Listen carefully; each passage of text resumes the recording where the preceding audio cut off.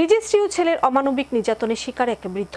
রাজু বিশ্বাস নামে এক বৃদ্ধকে বানধর করে ঘরের মধ্যে বিভস্ত্র অবস্থায় বেঁধে মাটিতে ফেলে রাখার অভিযোগ উঠল এবার নিজের স্ত্রী ও সন্তানের বিরুদ্ধে। অমানবিক এই চিত্র দেখে চক্ষু চরকগাছ এলাকার গ্রাম প্রধানের। চাঞ্চল্যকর এই ঘটনা গোলাঘাটি বিধানসভা কেন্দ্রের অন্তর্গত কাঞ্চনমালা এসবি স্কুল সংলগ্ন এলাকায়। অভিযুক্ত স্বামী ও ছেলের বিরুদ্ধে দৃষ্টান্তমূলক শাস্তির দাবি গ্রাম প্রধানের। এই ঘটনাকে ঘিরে গোটা এলাকায় ছিছিরব। আমরা কোন সমাজে বসবাস করছি?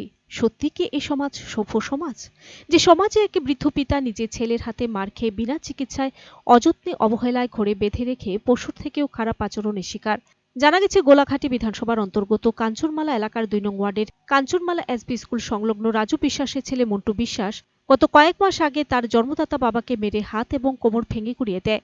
কিন্তু তারপরেও ছেলের বিরুদ্ধে কোনো ধরনের অভিযোগ করেননি জন্মদাতা পিতা বৃদ্ধ রাজু বিশ্বাস। তখন এই ঘটনার খবর পেয়ে কাঞ্চনমালা গ্রাম পঞ্চায়েত প্রধান সহ এলাকার অনেকেই তার বাড়িতে গিয়ে ঘটনার খোঁজখবর নিয়ে আসেন। সেদিন বলা হয়েছিল খুব শীঘ্রই যেন মন্টু বিশ্বাস তার বাবাকে চিকিৎসার মাধ্যমে সুস্থ করে তোলে।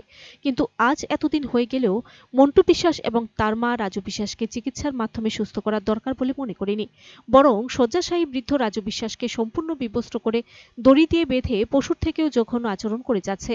ছেলে এবং স্ত্রীর এই অমানবিক আচরণের খবর পেয়ে বুধবার কাঞ্চনমালা গ্রাম পঞ্চায়েত প্রধান প্রদীপ কুমার মজুমদার ছুটে যান রাজু বিশ্বাসের বাড়িতে।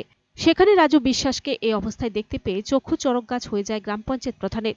রাজু বিশ্বাসের উপরে অমানবিক আচরণের দৃশ্য দেখে তিনি নিজেও বুঝে উঠতে পারছিলেন না সমাজে এখনো মন্টু বিশ্বাসের মতো ব্যক্তি রয়েছে। প্রধানকে দেখে শয্যাশায়ী রাজু বিশ্বাস বারবার বলছিলেন তাকে বাঁধন থেকে মুক্ত করে দিতে। এদিন রাজু বিশ্বাসের স্ত্রীকে বলা হয় তার উপর এই ধরনের অমানবিক আচরণের ঘটনাটি নিয়ে পঞ্চায়েতের পক্ষ থেকে আগামী শুক্রবার বিচার সভা অনুষ্ঠিত হবে।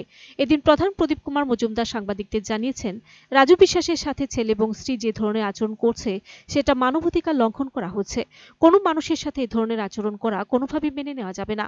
এই ঘটনা এলাকায় জানাজানি হতে এলাকার লোকজনদের পক্ষ থেকে দাবি উঠছে, প্রশাসনের কাছে যদি এমন কোনো আইনি ব্যবস্থা থেকে থাকে তাহলে খুব শীঘ্রই যেন প্রশাসন মন্টু বিশ্বাস এবং তার মায়ের বিরুদ্ধে আইনগত কঠোর ব্যবস্থা গ্রহণ করে।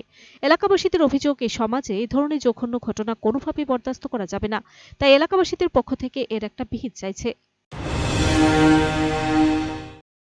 দাদা, আপনি এখানে আজকে কি উদ্দেশ্যে আসা? আমি এখানে একটা উদ্দেশ্য আছে। আমি কাঞ্চনমালা গ্রাম পঞ্চায়েতের প্রধান প্রদীপ কুমার মজুমদার। আজকে কয়েকদিন যাবত আমি একটা খবর পাইতেছি যে আমি এর আগেও আইয়া দীক্ষা গেছি। এইটা তো আমরা কর্তব্যের মধ্যে পড়ে, দায়িত্বের মধ্যে পড়ে। তো আমরা এর আগে তাই ছেলে তাই মারধর করছে, হাত ভেঙে লাইছে, আমরা দীক্ষা গেছি এবং বুঝাই টুজাই কয়েছে চিকিৎসা করো, যেটাই করছে ভুল করছো, এমন কাম করাটা ঠিক না মা বাপের উপরে। এরপর দিয়া এই কয়েকদিন আগে বাজার বন্ধুরা আমার জানাইতেছে যে আমরা এই এলাকার লোকই, এ গ্রামেরই লোক, তারা জানাইতেছে যে হের বাবার নাকি কোনো অবস্ত্র অবস্থা আছে, কোমরের মধ্যে দড়ি দিয়া বাইন্দা ফেলাই বাইন্দা ফেলাই রাখছে। তো এই আপনি একটু গিয়া প্রধান হিসেবে দেখেন গিয়া ঘটনাটা কি অবস্থা। তখন এই কথা কোয়াতে তখন আমি আজকে আইলাম আর কি, আয়াসিরা আমি হেরে দেখলাম এই অবস্থা। কি বলবেন এই বিষয়টা নিয়ে? এই বিষয়টা নিয়ে কি বলার, আজকে তাই 2 ছেলে আছে, মেয়েটি আছে। আজকে এইভাবে যদি আজকে ছেলে মেয়ে থাকাকালীন যদি এই অবস্থা তাই শেষ পর্যায়ে যদি এই ধরনের দুর্দশাগ্রস্ত থাকেন লাগে, তাহলে ছেলে মেয়েরে আমরা যে ছোটো থেকে বড় করলাম, পাললাম, ধরলাম, এইভাবে করলাম, এটা তো কোনো মানে থাকে না। এটা তো মানবাধিকার লঙ্ঘনে বাইরে পড়ে কৃষ্টি। তো মানে আপনারা পঞ্চায়েতের তরফ থেকে কোনো উদ্যোগ নেওয়া? পঞ্চায়েতের তরফ থেকে আজকে আমরা এই সিদ্ধান্ত যে আমরা আগামী শুক্রবার দিন তাদের তাই ওনার ছেলে মেয়ে সবাই লইয়া বমু, দুপুর 12টার সময় বই আসে কী করা যায়। এই ব্যাপারে তো একটা লোক বাস্তবিক করতে পারে না, সে লোকটা কথা কইতে পারে, খাইতেও পারে, সব কিছু করতে পারে। তাহলে এই লোকটার এইভাবে থাকাটা তো এটা অবাঞ্ছনীয়। তার জন্য আমরা তাদের সাথে কথাবার্তা কইয়া কী ব্যবস্থা নেওয়া যায় আমরা এটা করুম আর কি, আগামী শুক্রবার 12টা। কত নম্বর ওয়ার্ড এটা? এটা হলো আমরা কাঞ্চনমালা পঞ্চায়েতের 2 নম্বর ওয়ার্ড। Report search India.